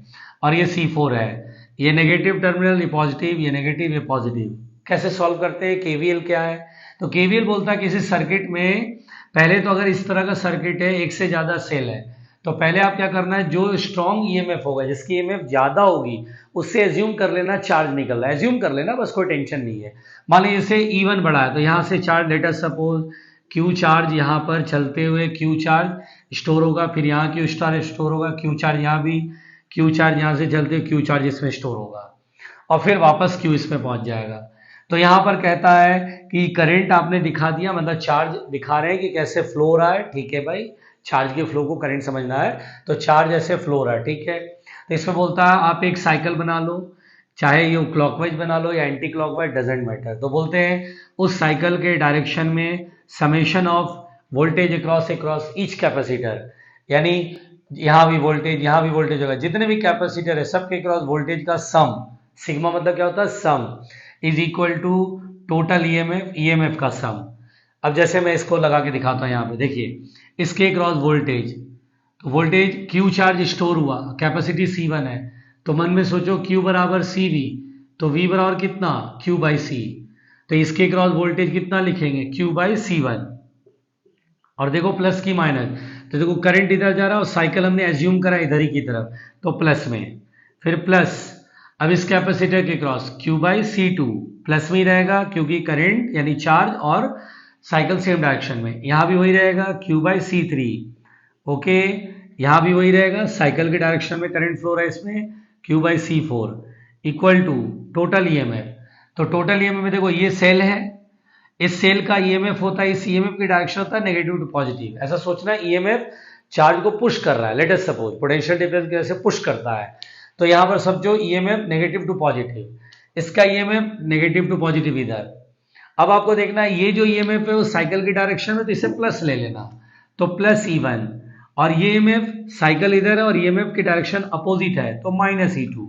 इस तरह से हम लोग ये जो है KVL पढ़ते हैं। तो ये केसीएल था, ये केवीएल था, किरचॉफ्स का लॉ सर्किट को सॉल्व करने के लिए बहुत इंपॉर्टेंट है। ठीक है, अब जैसे मैं एक इस पे क्वेश्चन देख लेता हूं किरचॉफ्स लॉ पे, है ना। जैसे सपोज दैट एक क्वेश्चन बना लिया जाए जिससे आपको थोड़ा सा ठीक फीलिंग आए। अब जैसे मान लीजिए केवीएल पे क्वेश्चन लेते हैं। लेट अस सपोज ये कैपेसिटर है 2 माइक्रोफैरेड, यहाँ पे एक सेल लगा है 10 वोल्ट, ठीक है। फिर यहाँ पे एक सेल लगा है 20 वोल्ट और यहाँ पे 2 माइक्रोफैरेड कैपेसिटर है, ठीक है। अब मेरे से क्वेश्चन कहाँ है, ये M है और ये N है, तो बोलता है फाइंड VM माइनस VN। ये मुझे सॉल्व करने को बोला है, तो मैं कैसे सॉल्व करूंगा, बोलूंगा सर इस सर्किट में आप देखो ये भी सेल है, ये भी सेल है, ये दो कैपेसिटर है, ठीक है। तो पहली बात तो इस सेल का पॉजिटिव नेगेटिव ये पॉजिटिव नेगेटिव ये, ठीक। आपको दिख रहा है कि दो सेल है, तो इन दोनों में किसकी ईएमएफ ज्यादा है, तो ये 10 वोल्ट है 20 वोल्ट ये ज्यादा है। तो क्या करना है, यहाँ से चार्ज सोचना है कि निकला, ये क्यू चार्ज यहाँ स्टोर होगा, फिर यहाँ से क्यू चार्ज चलते हुए यहाँ से क्यू चार्ज, ये क्यू चार्ज इसमें स्टोर होगा, फिर वही क्यू चार्ज सेल को पहुंच जाएगा। याद रखिए सेल बोलता है मैंने जितना चार्ज भेजा है उतना ही मुझे चार्ज वापस चाहिए, तभी मैं भेजूंगा। अगर यहाँ पे वायर टूट गया तो चार्ज नहीं जाएगा, ठीक है। अब इस क्वेश्चन का सोल्यूशन करने के लिए मैं सबसे पहले केवीएल लगाऊंगा। तो जिधर करंट फ्लो उधर की तरफ साइकिल एज्यूम कर लीजिए। और हमने केवीएल में क्या पढ़ा है, जितने भी कैपेसिटर है सबके क्रॉस वोल्टेज का sum equal to total EMF, ठीक है। चलिए पहला कैपेसिटर इसको लीजिए, कितना चार्ज स्टोर हो रहा है Q, और कैपेसिटी कितना है 2, तो वोल्टेज कितना होता है Q बाई सी। और देखिए करंट इधर साइकिल इधर, तो प्लस में लिखना है, तो Q बाई सी का वैल्यू 2 है, ये माइक्रोफैरेड में है, ध्यान रखना है। ये कैपेसिटर नहीं, ये कैपेसिटर है, तो यहाँ पे Q चार्ज स्टोर हो रहा है, साइकिल डायरेक्शन में प्लस में लिखेंगे Q बाई 2, ठीक है। ये माइक्रोफैरेड में ध्यान रखना है। टोटल ईएमएफ, तो टोटल ईएमएफ में देखिए ये ईएमएफ मैंने क्या बताया, ईएमएफ पुश करता है चार्ज को कि पॉजिटिव से निकले, तो इसके लिए ईएमएफ की डायरेक्शन नेगेटिव टू पॉजिटिव दिखानी, इसकी ईएमएफ की डायरेक्शन नेगेटिव टू पॉजिटिव दिखानी है। अब देखिए ये जो ईएमएफ है 20 वोल्ट वाला वो साइकिल की डायरेक्शन है, तो प्लस में लिखेंगे, और ये जो ईएमएफ है साइकिल इधर है और ईएमएफ उल्टा है अपोजिट डायरेक्शन, तो माइनस में लिखेंगे। अब देखिए Q बाई 2 Q हो जाएगा, और ये 10 यूनिट किस में आएगा, तो माइक्रो तो ऊपर जाएगा, माइक्रो कूलम में आएगा। तो चार्ज पहले तो अगर मेरे से क्वेश्चन पूछता कि कैपेसिटर पे कितने चार्ज है, तो 10 माइक्रो कूलम। अब देखिए मुझे M और N का पोटेंशियल, तो देखिए चार्ज इधर से आ रहा है, तो ये पॉजिटिव हो गया नेगेटिव हो गया। तो यहाँ पर जो वोल्टेज होता है दरअसल इस कैपेसिटर के प्लेट्स के बीच में, वो हाई में से लोग को घटाते हैं, तो Vn माइनस Vm है ना, N का जो पोटेंशियल वही प्लेट का और M का जो पोटेंशियल वही इस प्लेट का, तो Vn minus Vm that is voltage जो कि Q बाई सी होगा। तो चार्ज कितना स्टोर है इसमें 10 माइक्रो कूलम, और माइक्रो लिख देता हूं ना कूलम, और कैपेसिटी 2 माइक्रो फैरेड, तो कूलम अपॉन फैरेड ये तो वोल्टेज होता है, तो 5 वोल्ट आएगा। तो ये तो Vn माइनस Vm आया 5 वोल्ट। मुझे क्या चाहिए Vm माइनस Vn, तो मैं इसमें Vm माइनस Vn लिखूंगा, माइनस कॉमन लेके उधर पहुंचा दूंगा, तो मेरा आंसर होगा माइनस 5 वोल्ट आंसर, है ना। तो बहुत आसान है, केवीएल सिंपल था। तो केवीएल जो है आपको ध्यान रखना है कि मैंने ये कैसे सॉल्व किया, ठीक। आइए नेक्स्ट पढ़ते हैं।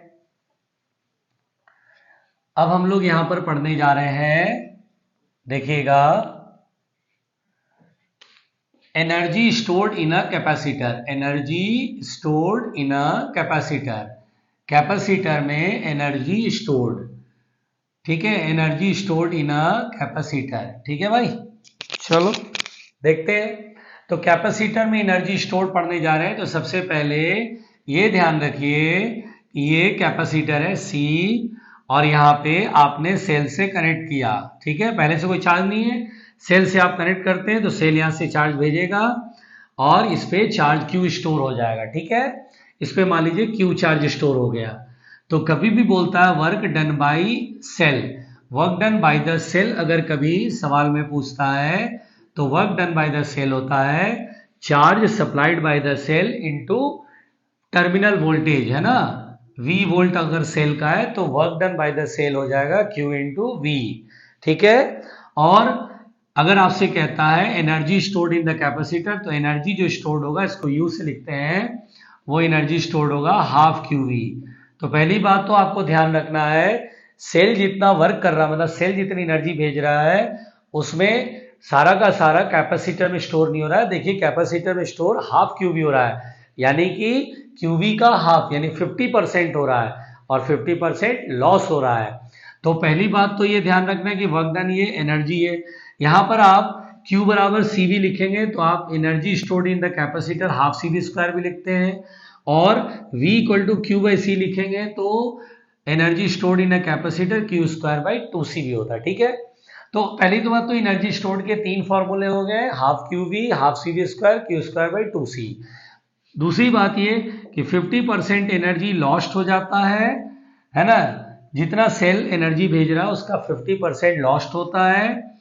ठीक है, कहाँ लॉस होगा, कहाँ क्यों लॉस होगा, तो दरअसल ये जो वायर, कंडक्टिंग वायर जो है उसमें करंट बहता है, चार्ज फ्लो रहा है मतलब करंट फ्लो करता है, और करंट होने का फ्लो होने का मतलब वायर का रेजिस्टेंस उस करंट का अपोज करता है, और रेजिस्टेंस जैसे हीट प्रोड्यूस होता है, तो lost in the form of heat, है ना। तो हीट एनर्जी के फॉर्म में ये लॉस होता है, हीट एनर्जी के फॉर्म में लॉस हो जाता है, ये ध्यान रखना है। ठीक है, हीट एनर्जी के फॉर्म में ये क्या हो जाता है, लॉस हो जाता है।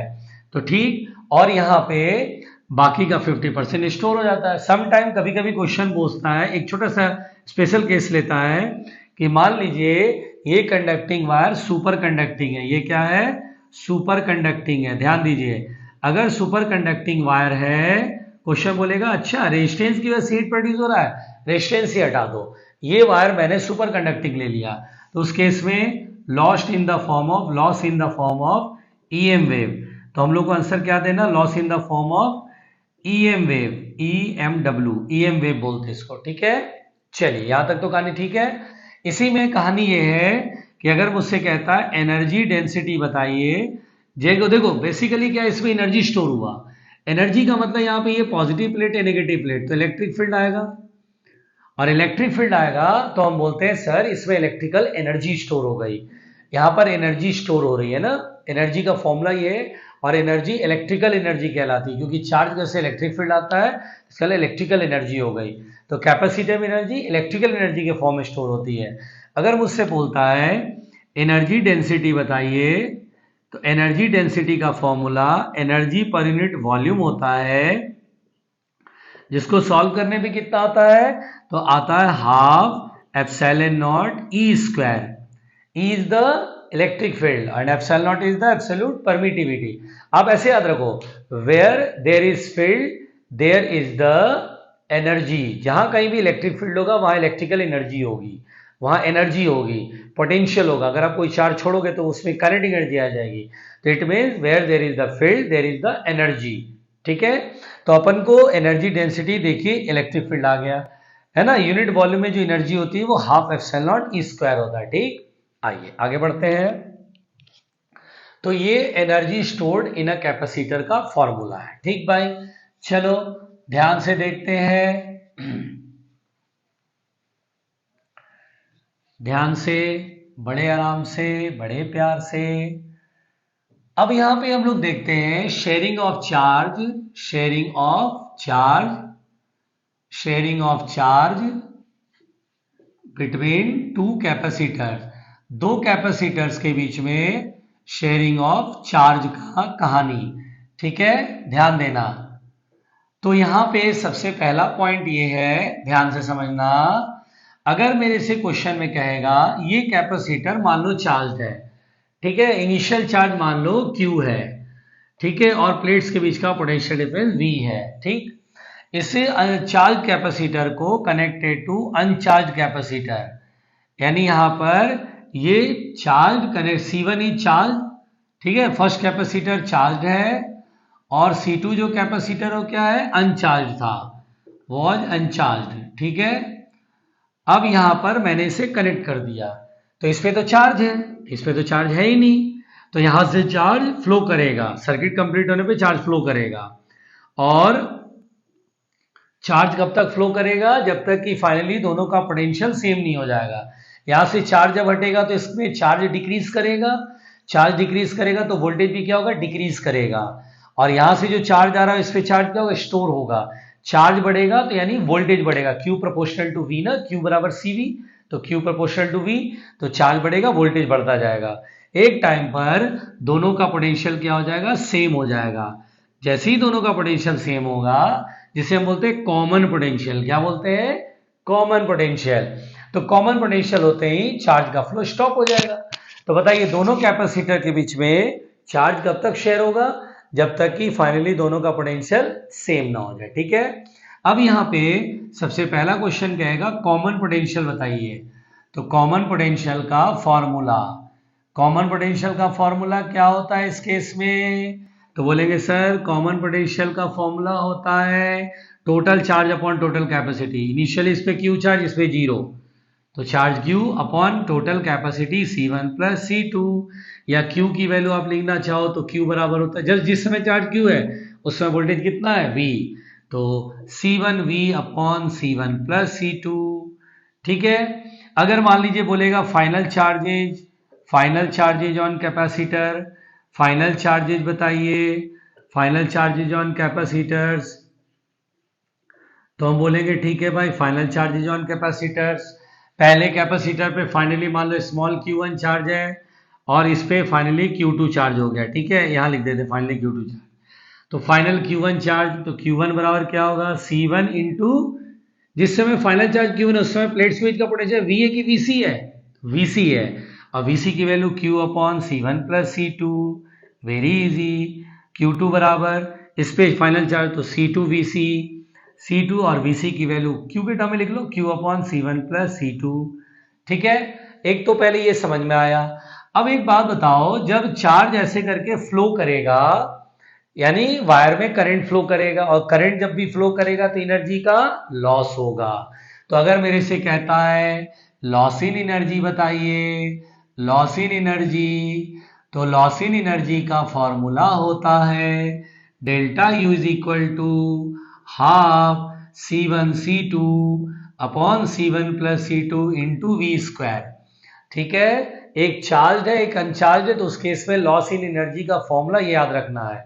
कैसे निकालते लॉस, इनिशियली एनर्जी तो इसमें जीरो था, इसमें एनर्जी थी, फिर माइनस करते फाइनल एनर्जी से, तो फाइनली लॉस इन एनर्जी का ये फॉर्मूला आ जाता है। यानी अगर आप कभी भी सर्किट कनेक्ट करते हैं, चार्ज शेयरिंग होगी, चार्ज फ्लो करेगा और इतनी एनर्जी लॉस हो जाएगी। ठीक है, तो ये तो था कि भैया एक चार्ज और एक अनचार्ज है। अब अगर मान लो सेकंड केस हम इसमें लेते हैं, सेकंड केस हम इसमें लेते हैं कि दोनों ही चार्ज है। हाँ, एक का पॉजिटिव दूसरे के पॉजिटिव से जुड़ा है और एक का नेगेटिव है, दोनों चार्ज है। और हमने कैसे कनेक्शन करा, पॉजिटिव प्लेट को पॉजिटिव से, नेगेटिव प्लेट को नेगेटिव से। तो C1 और C2 दोनों ही क्या है, चार्ज है, और like polarities are connected, like polarities are connected. Like polarities मतलब लाइक पोलरिटी के प्लेट कनेक्ट किए गए हैं। ठीक है, मतलब पॉजिटिव से पॉजिटिव, नेगेटिव से नेगेटिव। कॉमन पोटेंशियल कहेगा तो आपको बोलना है यहाँ पे, देखो मान लीजिए इनिशियल चार्ज इस पे Q1, इस पे इनिशियल चार्ज है Q2, फाइनल चार्ज है स्मॉल Q2। ठीक है, कॉमन पोटेंशियल बहुत सिंपल है, total charge upon total capacity याद रखो, total charge Q1 plus Q2। ठीक है, या small Q1 plus small Q2, charge conserve है ना, टोटल चार्ज इनिशियल होगा वही टोटल चार्ज फाइनल होगा। या फिर आप इसको ऐसे लिख सकते हैं C1 V1 plus C2 V2, ये भी लिख सकते हैं ना। इनिशियल वोल्टेज V1 है, इसमें इनिशियल वोल्टेज V2 मान लीजिए, तो यहाँ पे C1 V1 plus C2 V2। Final charge कहेगा यही करना है C1 VC, तो यहाँ Q1 प्लस Q2 आ जाएगा, और यहाँ पे क्या आएगा, लॉस एनर्जी में V1 माइनस V2 का होल स्क्वायर। ये आपको लॉस इन एनर्जी का फॉर्मूला याद रखना, देख लो ठीक से, मैं फिर से बोल दे रहा हूं, दो कैपेसिटर है, दोनों चार्ज है, लाइक पोलरिटीज कनेक्ट हो गया। ठीक है, पॉजिटिव प्लेट से पॉजिटिव प्लेट, नेगेटिव से प्लेट से नेगेटिव प्लेट। ठीक, कॉमन पोटेंशियल का फॉर्मूला देख रहे हो, Q1 plus Q2 upon C1 plus C2, C1 V1 plus C2 V2 upon C1 plus C2। और फाइनल चार्ज आप देख पा रहे हो, लॉस एनर्जी का फॉर्मूला ठीक से देख लो, half C1 C2 upon C1 plus C2 V1 minus V2 का होल स्क्वायर। सेकेंड केस का फॉर्मूला अगर याद है तो फर्स्ट केस का फॉर्मूला तो ऐसे ही याद हो जाता है। ठीक है, फर्स्ट केस में क्या था, ये वाला अनचार्ज था, तो यानी V2 जीरो है, तो V2 जहां जहां मिल रहा है जीरो, चार्ज जीरो, यहां भी V2 जीरो, और ये V कर लो तो V स्क्वायर इनिशियल वाला आ जाता है ना, फर्स्ट वाला जो केस था वो आ जाएगा। थर्ड केस में यहां पर एक थर्ड केस भी है, रेयरली पूछता है लेकिन पूछ लेगा तो याद आएगा कि सर ने पढ़ाया था। मान लो यहां पे दोनों ही चार्ज है लेकिन unlike poles, unlike polarity. Unlike polarity का मतलब क्या होता है? अपोजिट पोलैरिटी, मतलब ये पॉजिटिव है तो ये नेगेटिव और ये नेगेटिव है तो ये पॉजिटिव, जोड़ दिया। तो कॉमन पोटेंशियल में फॉर्मूला क्या हो जाएगा? Q1 माइनस Q2, यहां पे C1V1 माइनस C2V2। ठीक है, यहां पर प्लस का माइनस कर देते हैं, यहां पर प्लस का माइनस, और यहां V1 प्लस V2 का होल स्क्वायर हो जाता है। ठीक है, तो जब भी क्वेश्चन को बहुत ध्यान से देखना है, अगर दो चार्ज कैपेसिटर है लेकिन अनलाइक पोलैरिटी यानी अपोजिट पोलैरिटी कनेक्टेड है, ठीक है, अनलाइक पोलैरिटी कनेक्टेड है, तो ध्यान से हम लोग को यह समझना है। ठीक, चलो भाई मिलकर मिटाते हैं। मान लो चौथी बात इसी में, शेयरिंग ऑफ चार्ज के अंदर ही अपन लोग पढ़ रहे हैं, शेयरिंग ऑफ चार्ज के अंदर ही अपन लोग पढ़ रहे हैं, बड़े आराम से, बड़े आराम से, देखकर देखकर, बड़े देखकर आराम से, चलो भाई चलो। तो यहां पे चौथी बात ये, अगर कभी दो स्फेयर का क्वेश्चन आए, जैसे ये स्फेयर और ये स्फेयर, और ये दोनों बहुत एक दूसरे से दूर मान के चल रहा है, ठीक है ना, और इन पे पहले से चार्ज है, मान लीजिए इस पे चार्ज है Q1 और इस पे चार्ज है Q2 ठीक है, इस पे चार्ज है Q2। अब बोलेगा इसे वायर से कनेक्ट कर दिए, तो वायर से कनेक्ट करने पर देखिए मैंने आपको बोला था ये एक स्फेयर है, ये एक स्फेयर है, आप इसे कैपेसिटर मानेंगे, तो यहां पर भी क्या है? दो कैपेसिटर है, यहां पर भी क्या है? दो कैपेसिटर। वायर से कनेक्ट करेंगे, कंडक्टिंग वायर है, तो चार्ज एक कैपेसिटर से दूसरे कैपेसिटर तक फ्लो होगा जब तक कि फाइनल पोटेंशियल सेम नहीं हो जाए। तो पहले नंबर का पॉइंट इसमें याद रखना है, अगर इसमें कॉमन पोटेंशियल कहता है, इसकी रेडियस अगर R1 है और इसकी रेडियस R2 है, अगर कॉमन पोटेंशियल कहेगा तो Q1 plus Q2 upon C1 plus C2, बताया ना, total charge upon total capacity. इसकी कैपेसिटी, आइसोलेटेड स्फेरिकल कैपेसिटर की कैपेसिटी का फॉर्मूला 4πε0 R1 और इसका 4πε0 R2। तो 4πε0 अपन क्या करेंगे? कॉमन, तो कॉमन कर लेंगे, चलो भाई कॉमन कर लिया, तो ये आ जाएगा R1 प्लस R2, तो ये हमारा क्या आ गया? कॉमन पोटेंशियल आ गया। ठीक, दूसरी बात, जब चार्ज शेयरिंग होगी तो क्या Q1 और Q2 उतना ही रहेगा? तो नो सर, चेंज हो जाएगा। फाइनली इस पे Q1 चार्ज मिलेगा, ये फाइनल चार्ज है फाइनली, और इस पर फाइनली मान लीजिए Q2 चार्ज मिलेगा, फाइनली क्या होगा? Q2 चार्ज मिलेगा। अब देखिए जब फाइनली Q2 चार्ज मिलेगा, जब फाइनल हो गया है ना, तो फाइनली पोटेंशियल दोनों का क्या हो जाएगा? सेम हो जाएगा। तो बहुत सिंपल सी बात है, final potential of the first sphere is equal to final potential of the second sphere. और याद करिए पोटेंशियल का फार्मूला, पोटेंशियल का फॉर्मूला, पोटेंशियल मतलब सरफेस का पोटेंशियल, और याद करिए मैंने पढ़ाया था सरफेस का पोटेंशियल का फॉर्मूला था KQ/R, है ना, इलेक्ट्रोस्टैटिक्स में, कि अगर कोई स्फीयर है सरफेस का पोटेंशियल कहता है तो KQ रेडियस, तो इस पे चार्ज कितना फाइनली? Q1, तो KQ1 इसका रेडियस है R1, और यहाँ KQ2/R2, तो K से K कैंसिल आउट हो जाएगा, तो Q1R2 बराबर Q2R1। तो अगर कभी ऐसा बोलता है कि भैया फाइनल पोटेंशियल सेम हो गया, final charge small Q1 small Q2 है, तो what is the relation between small Q1 and small Q2? तो दिस इज द रिलेशन। ठीक है, आप यहाँ पर और यहाँ पे सिग्मा के टर्म में भी पोटेंशियल लिख सकते थे, सिग्मा, पोटेंशियल का फॉर्मूला सिग्मा के टर्म में होता है सिग्मा R/ε0, तो सिग्मा 1 इस पर सरफेस चार्ज डेंसिटी सिग्मा 1 है, इंटू इसका रेडियस R1 है, इक्वल टू सिग्मा 2 R2 लिख सकते हैं। तो क्वेश्चन का कोई ठिकाना नहीं क्या पूछ देगा, इसलिए आपको ये आना चाहिए। ठीक है, बहुत सिंपल है।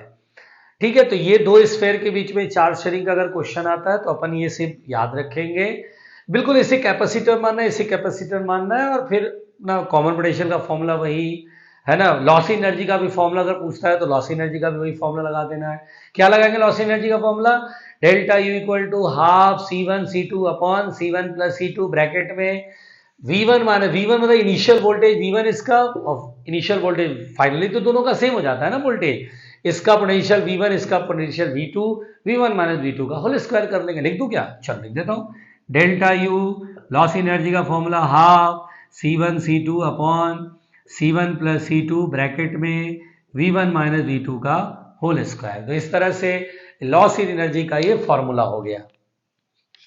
पानी पी लूं? 1 मिनट, जब पानी पी लेता हूं, ठीक है।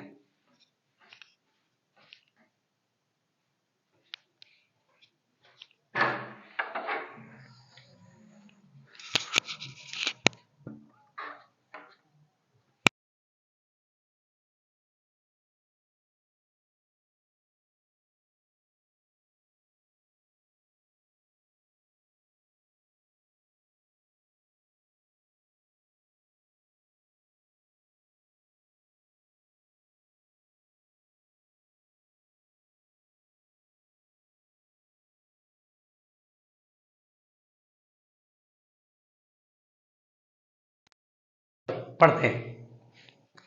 ये हो गया। चलिए आगे बढ़ते हैं बड़े आराम से, बड़े आराम से। तो शेयरिंग ऑफ चार्ज मैंने आपको पढ़ा दिया, ठीक है भाई। चलो अब हम लोग पढ़ने जा रहे हैं, हम लोग अब पढ़ने जा रहे हैं डाइलेक्ट्रिक। अब हम लोग क्या पढ़ने जा रहे हैं? डाइलेक्ट्रिक। चलो भाई डाइलेक्ट्रिक पढ़ते हैं। बताओ डाइलेक्ट्रिक में, डाइलेक्ट्रिक किसे बोलते हैं? ये एक इंसुलेटिंग मटेरियल होता है, इसमें फ्री इलेक्ट्रॉन्स नहीं होते हैं, but dielectric can be polarise. Polarise मतलब होता है कि जब आप इसे, ध्यान से सुनना, वर्डिंग को गौर करना। तो डाइलेक्ट्रिक क्या होता है? जब आप इसे एक्सटर्नल फील्ड में रखते हैं, जैसे किसी चार्ज के नजदीक रखते हैं तो यानी वो फील्ड प्रोड्यूस करेगा, तो एक्सटर्नल फील्ड में रखते हैं तो उसमें क्या होता है? पोलराइजेशन होता है, मतलब प्लस और माइनस जो है वो सेपरेट हो जाते हैं, that is called poles develop होते हैं इसी में, इसीलिए हम इसको बोलते हैं डाइलेक्ट्रिक। तो all insulators are not dielectric but all dielectric are insulator, ठीक है ना। सभी इंसुलेटर डाइलेक्ट्रिक नहीं होते हैं, जिसमें ये पोलराइज हो जाए, पोल डेवलप हो जाए फील्ड के कारण, यानी poor induction, you can say poor induction अगर होता है तो उससे बोलते हैं डाइलेक्ट्रिक, ठीक है। तो डाइलेक्ट्रिक में सबसे पहले नंबर का पॉइंट हमें ये ध्यान रखना है कि it can be polarised, it can be polarised. चलो भाई ठीक है। आपको मैं बता दूं कि डाइलेक्ट्रिक दो तरह का होता है, एक होता है पोलर, एक होता है नॉन पोलर। पोलर क्या होता है? पोलर होता है कि डाइलेक्ट्रिक के अंदर जो पॉजिटिव चार्ज होता है और जो नेगेटिव चार्ज का सेंटर होता है वो अलग अलग जगह पर होता है, इसलिए बोलते हैं पोलर डाइलेक्ट्रिक। नॉन पोलर में क्या होता है? पॉजिटिव चार्ज का सेंटर और नेगेटिव चार्ज का सेंटर एक ही पॉइंट पर होता है, ठीक है। बट प्रॉब्लम ये होती है कि पोलर डाइलेक्ट्रिक में जितने भी टाइनी डायपोल्स होते हैं, जब दो पोल होते हैं मतलब पॉजिटिव नेगेटिव, तो टाइनी डायपोल, तो जैसे मान लीजिए ये मॉलिक्यूल है, ये प्लस माइनस इसका अलग अलग जगह पर है, प्लस माइनस, तो ये क्या होता है? रैंडम ओरिएंटेशन होते हैं। क्या होता है? रैंडम ओरिएंटेशन होता है, जिस वजह से इनका जो नेट डायपोल मोमेंट होता है वो कैंसिल आउट हो जाता है, तो पूरे मीडियम का डायपोल मोमेंट कहता है तो जीरो हो जाता है ना। बट एक का बोलेगा, एक मॉलिक्यूल का या एक पार्टिकल का बोलता है, तो हम एक पार्टिकल का डायपोल मोमेंट बोलेंगे कि हाँ है। अब यहाँ पे ये तो हुआ पोलर, और नॉन पोलर में तो होता है कि होता ही नहीं कुछ अंदर, पोल ही नहीं होता अंदर, डायपोल ही नहीं होते हैं, ठीक है। जिस वजह से उसका तो डायपोल मोमेंट जीरो ही होगा, उसका तो हर पार्टिकल का जीरो होता है, तो इसलिए पूरे मीडियम का जीरो हो जाता है। लेकिन यहाँ पर पोलर में ये होता है। खैर, अब ये चाहे डाइलेक्ट्रिक पोलर है या नॉन पोलर, इसको कैपेसिटर के में भरना है, और पोलर भरो नॉन पोलर भरो कोई फर्क नहीं पड़ता है, ठीक है, सब एक ही रहता है। अब यहाँ पे थर्ड, दरअसल क्या होता है? Electric field due to polarization होता है, electric field due to polarization होता है, ध्यान से सुनिएगा, electric field due to polarisation. तो electric field due to polarization होता है। क्या होता है भाई? दरअसल क्या होता है, जैसे ये डाइलेक्ट्रिक है, आप इसे एक्सटर्नल फील्ड में रखते हैं, एक्सटर्नल फील्ड में रखते हैं, तो अंदर ये फील्ड डेवलप होगा, एक्सटर्नल फील्ड, जिसकी वजह से इसमें जो है नेगेटिव पोल हल्का सा पार्शियल नेगेटिव, अगर कंडक्टर होता तो बहुत सारा होता, और यहाँ पे पार्शियल पॉजिटिव चार्ज आता है, तो यहाँ पर अंदर के किसी भी पॉइंट पर अप्लाइड फील्ड के अपोजिट एक छोटा सा फील्ड डेवलप होता है, EP, this is called the electric field due to polarisation. Polarisation मतलब पोल्स डेवलप होना, और पोल्स की वजह से जो फील्ड डेवलप होता है इसी को बोलते हैं electric field due to polarisation. तो यहां पर electric field due to polarisation कौन है, तो ईपी है। ये तो अप्लाइड है, जो आपने अप्लाई किया, और पॉजिटिव नेगेटिव आने से एक फील्ड अपोजिट डेवलप हुआ, दिस इज कॉल्ड ईपी। वही अगर ये कंडक्टर होता तो क्या होता, दोनों फील्ड बराबर होता और कैंसिल होकर के फील्ड अंदर जीरो हो जाता। लेकिन यहाँ पे तो फील्ड जीरो नहीं हो पाएगा, क्योंकि ईपी स्मॉल अमाउंट में होता है, छोटा सा होता है, मैग्नीट्यूड छोटा होता है। अगर मुझसे बोलता है नेट फील्ड बताओ, तो नेट फील्ड क्या होगा, E external minus EP, this is the net field. ठीक है, फिर यहां पर आइए हम लोग देखते हैं डाइलेक्ट्रिक कांस्टेंट। यहां पर डाइलेक्ट्रिक कांस्टेंट हर डाइलेक्ट्रिक मीडियम का होता है डाइलेक्ट्रिक कांस्टेंट, जिसे आप क्या बोलते हैं, रिलेटिव परमिटिविटी भी बोलते हैं। Dielectric constant is represented by के, एंड डाइलेक्ट्रिक कांस्टेंट होता क्या, तो ये होता है applied field upon resultant field. Dielectric के अंदर जो रिजल्टेंट फील्ड है that is E net, net field. तो जैसे नेट फील्ड अगर आपको लिखना है तो ई एक्सटर्नल अपॉन ई एक्सटर्नल माइनस ईपी, और यही वजह है कि डाइलेक्ट्रिक कांस्टेंट ऑलवेज 1 से बड़ा होता है, तो k is always greater than और equal to 1। For air it is 1, air के लिए क्या होगा 1। मेटल के केस में क्या होगा, तो मेटल के केस में तो नेट फील्ड क्या हो जाता है अंदर, जीरो। समथिंग अपॉन ये नेट फील्ड जीरो हो गया तो क्या हो जाएगा, इन्फिनिटी। इसलिए k is infinity for metals, metal के लिए ये इन्फिनिटी होता है। आई बात समझ में, चलो आगे बढ़ते हैं। और डाइलेक्ट्रिक के लिए तो 1 से बड़ा होगा, जैसे हम बोलते हैं डाइलेक्ट्रिक कांस्टेंट है फॉर वाटर तो 81 बोलते हैं। ठीक है, चलो भाई बहुत ध्यान पूर्वक, ये आ गया कहानी। अब यहां पे जरा ध्यान दीजिएगा, अब ध्यान दीजिएगा, डाइलेक्ट्रिक स्ट्रेंथ क्या हम लोग देख रहे हैं, डाइलेक्ट्रिक स्ट्रेंथ।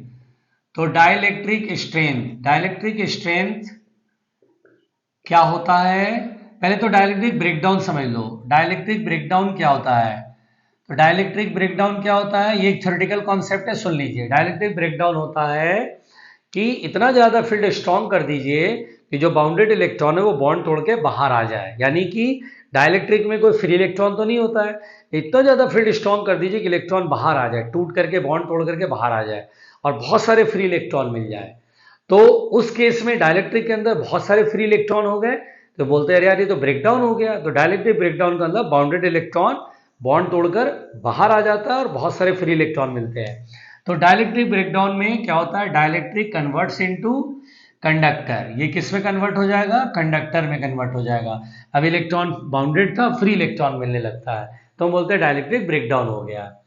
अब यहाँ पे डाइलेक्ट्रिक स्ट्रेंथ क्या है, dielectric strength, dielectric strength, dielectric strength. एक सेकेंड जरा मैं इंक भर ले रहा हूँ, यहीं पे हूँ, टेंशन मत लो, यहीं कहीं जा नहीं रहा हूँ।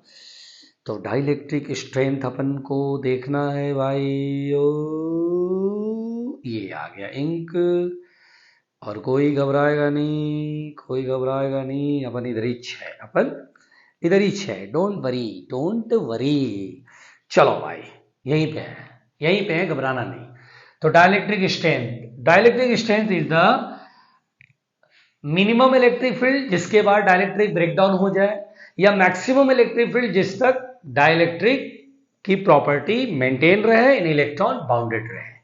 ठीक है, ये क्या बोलना है, the minimum electric field after which after that dielectric breakdown occurs, यानी इलेक्ट्रॉन बॉन्ड तोड़ के, मतलब यार ये बाउंड्री है, एक इधर एक इधर, तो आप बोल सकते हो मिनिमम इलेक्ट्रिक फील्ड जिसके बाद ब्रेकडाउन हो जाए, या मैक्सिमम फील्ड जिस तक ब्रेकडाउन ना हो, एक ही बात है। और डाइलेक्ट्रिक स्ट्रेंथ ऑफ एयर कितना होता है, फॉर एयर बताओ डाइलेक्ट्रिक स्ट्रेंथ ऑफ एयर कितना होता है, इट इज 3 × 10⁶ वोल्ट पर मीटर। यानी एयर में तुम इससे ज्यादा फील्ड डेवलप कर दोगे तो एयर के जो ऑक्सीजन समझ लो उसमें आयनाइजेशन होगा, प्लस माइनस में टूट जाएंगे, और वो बहुत भयानक होता है भाई, दैट इज कॉल्ड लाइटनिंग। जो हम देखते हैं ना थंडरिंग, तो उसमें क्या होता है, इतना ज्यादा फील्ड एयर में स्टैब्लिश हो जाता है, इससे भी ज्यादा। डाइलेक्ट्रिक स्ट्रेंथ मतलब इलेक्ट्रिक फील्ड, स्ट्रेंथ मतलब इलेक्ट्रिक फील्ड, यहाँ पे है इलेक्ट्रिक फील्ड, इससे भी ज्यादा प्रोड्यूस होता है, जिसकी वजह से ये जो है आयंस में डेवलप होता है और बहुत हाई अमाउंट ऑफ करंट जो है अर्थ की तरफ आता है, और वो फिर जब इस पे गिरती है उसका रायता फैल जाता है। ठीक है, चलो आगे बढ़ते हैं। अब यहाँ पे हम लोग देखने जा रहे हैं कि अगर कैपेसिटर में डाइलेक्ट्रिक भरे तो क्या होगा, है ना। बड़े आराम से, बड़े आराम से। चलो भाई, तो capacitor filled with dielectric, capacitor filled with dielectric, filled with dielectric. चलो भाई डाइलेक्ट्रिक भर देते हैं तो क्या कहानी बनती है, बड़े आराम से, बड़े आराम से।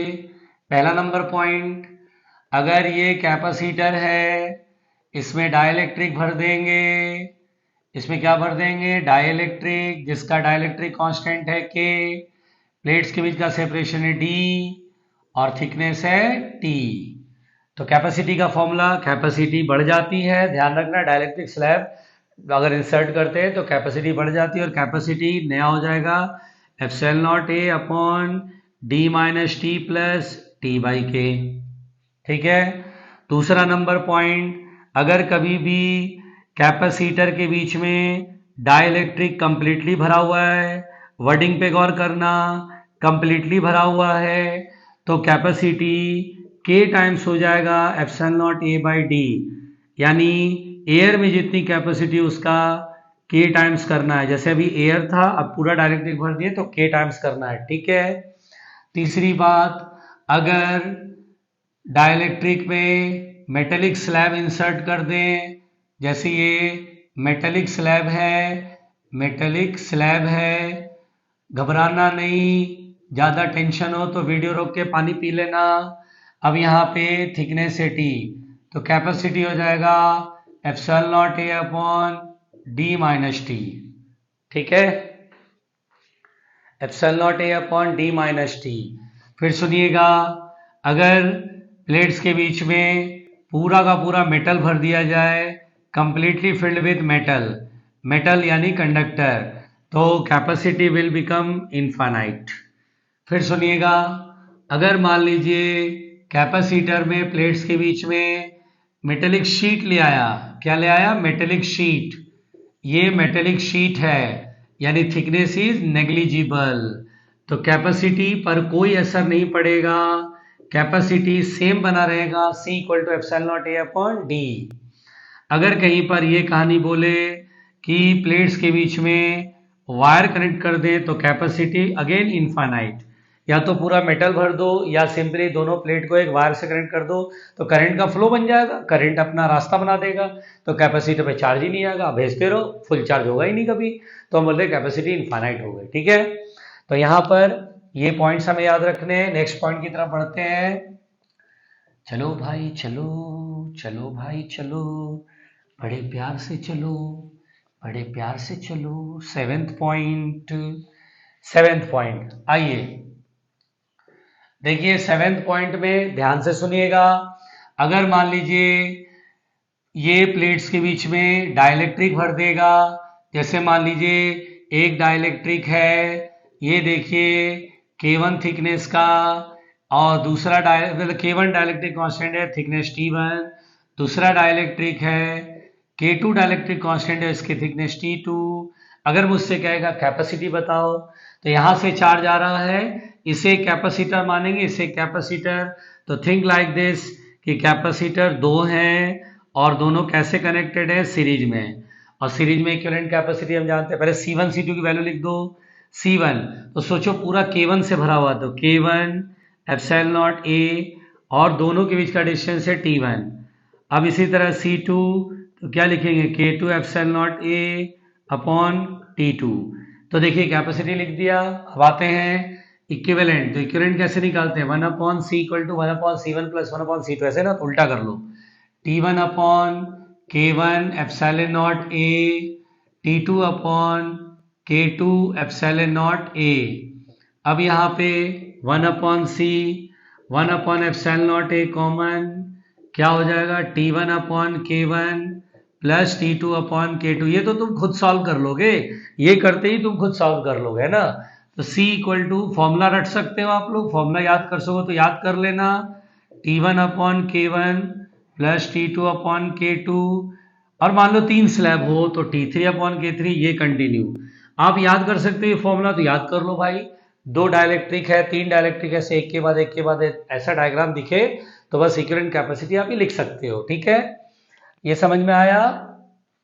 और अगर अगर अगर अगर अगर ध्यान से, ध्यान से, बड़े प्यार से, don't worry be happy, don't worry be happy. अब जरा ध्यान देना, यहां पे 8वीं बात ये है, ध्यान से सुनना। अगर मान लो ये प्लेट्स है और डाइलेक्ट्रिक ऐसे भरा गया है, यानी एरिया ऑफ प्लेट को यहां पर ऐसे समझो, इतना एरिया कवर कर लिया प्लेट का, और ये दूसरा डाइलेक्ट्रिक है ऐसे समझ लो, ये K1 है और ये K2 है, और प्लेट का एरिया आधा ऊपर वाला डाइलेक्ट्रिक कवर कर रहा है और नीचे का आधा नीचे वाला डाइलेक्ट्रिक कवर कर रहा है। तो ऐसे केस में अगर क्वेश्चन कभी भी मिलता है तो ऊपर वाले के कैपेसिटर सोच लो और नीचे वाले को एक दूसरा कैपेसिटर, और दोनों कैसे हैं, पैरेलल ग्रुपिंग में है, ये C1 और ये C2।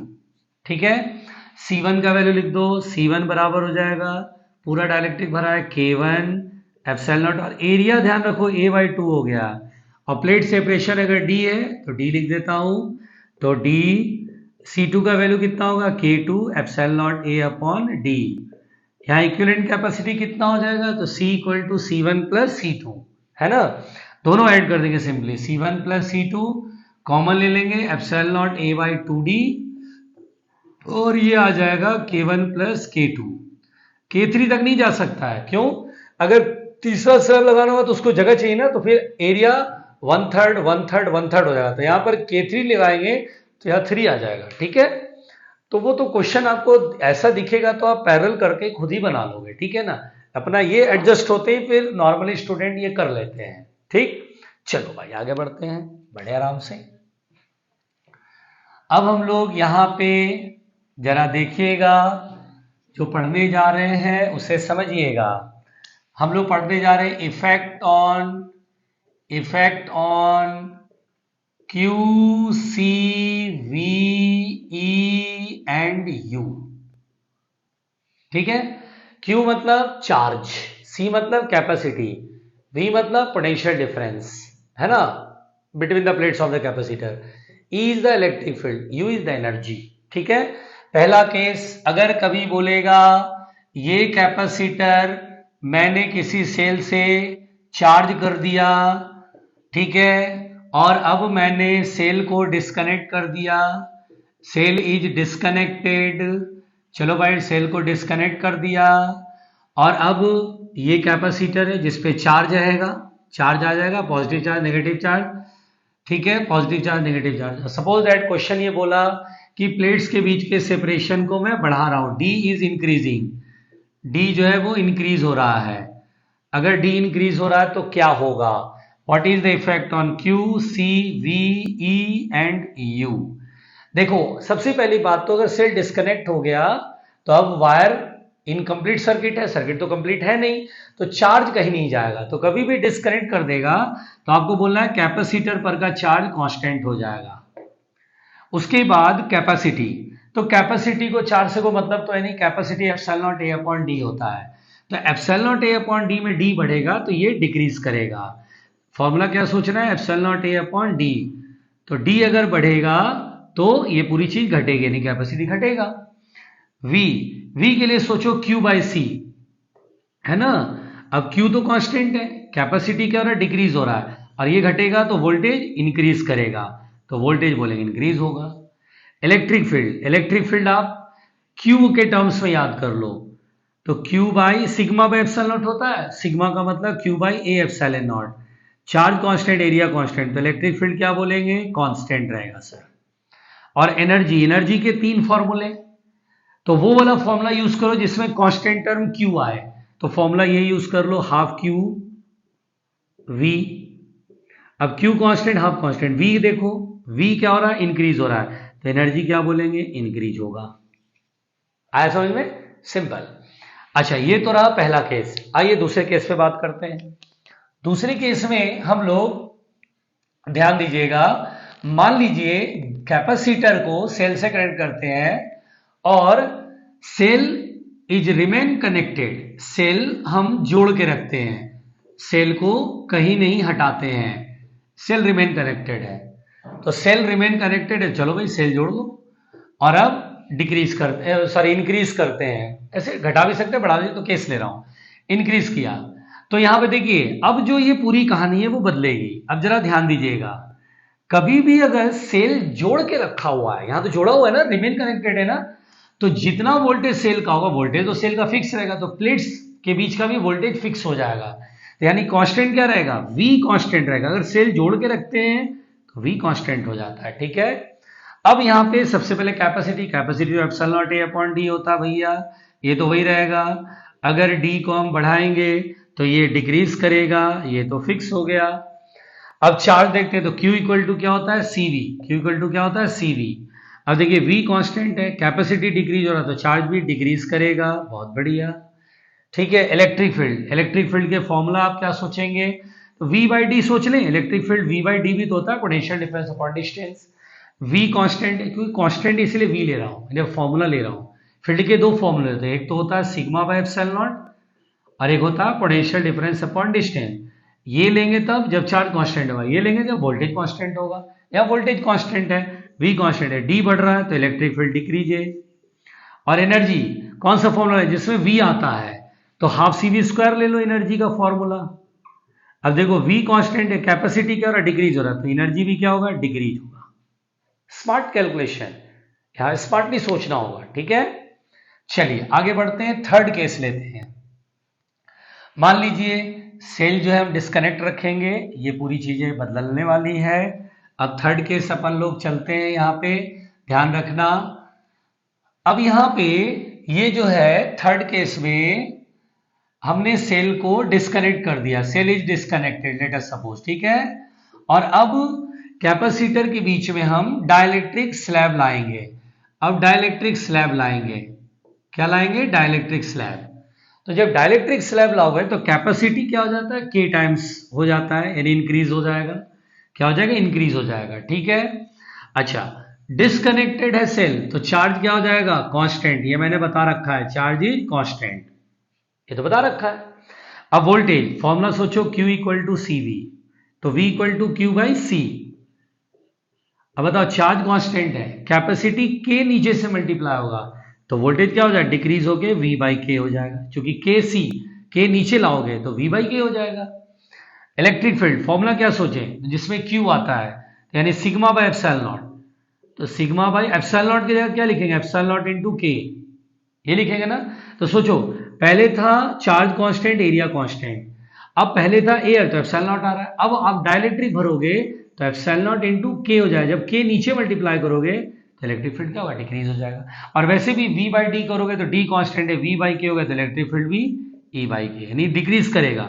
ये भी डिक्रीज, ये भी डिक्रीज, ये इंक्रीज, ठीक है। ये क्या होगा, इंक्रीज, ये क्या होगा, डिक्रीज, ये क्या होगा, डिक्रीज।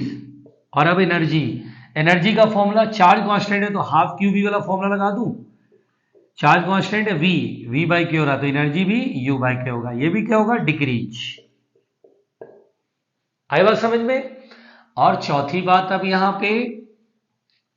पे हम लोग क्या करेंगे, सेल को कनेक्ट रखेंगे, cell is remain connected, cell is remain connected, भाई सेल को जोड़ के रखना है।